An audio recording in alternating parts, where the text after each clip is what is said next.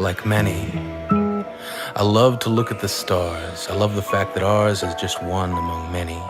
What I love about astronomy is that our constellations tell a story. Our constellations were born from mythology. Mythology was our first attempt to understand the world in which we live. We put a god in everything, and those gods would give us our reasons. Why is the sky blue? Who chose blue? The gods. How come men have nipples? It's the will of the gods. Why does this wine taste so good? There's a god in it. And for a while there was not a single thing that the gods could not explain.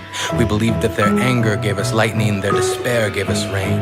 We whispered our desires to them, believing that their charity would sustain us. But those gods were just stories. But stories became a large part of how we learn. They burn lessons into our memories. They become a part of how we remember, and we can remember almost everything, right down to that first unbearable bee sting, when we learn that this tiny blue marble we call the world has rules. Rule number 1, don't fuck with the bees. An unforgettable lesson brought to you by your memories. I remember that I grew up loving mythology. I remember the story of the Titan Atlas, who is also the god of astronomy, the original global positioning system sending sailors safely home by telling them which constellations to keep starboard. He taught us about the stars. He did all this while he held up ours, our pale blue dot. But Atlas is caught between two different tellings of his story. In the first, he leads a rebellion against Olympus and is then sentenced to hold the heavens on his shoulders for eternity. In the second story, he is chosen to be the guardian of the pillars that hold up the earth and sky. I prefer the second story. It means that the world is not a punishment, but rather a responsibility. But how can just one be charged with such a burden?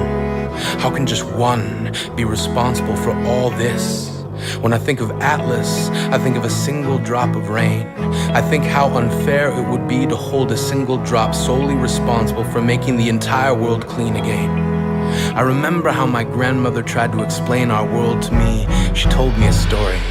She said the ground and the sky, they love each other, but they don't have arms, so rain, that's just how they hold one another. I began to see how the earth and sky need each other, but I wondered about us. In this perfect design, where do we fit? Which piece of the puzzle are we? Like constellations, I began to see a connection between dots. I numbered my thoughts and drew lines from one to the next. I began to see us in the context of a bigger picture, sharpening the blur slowly into focus. We are Atlas.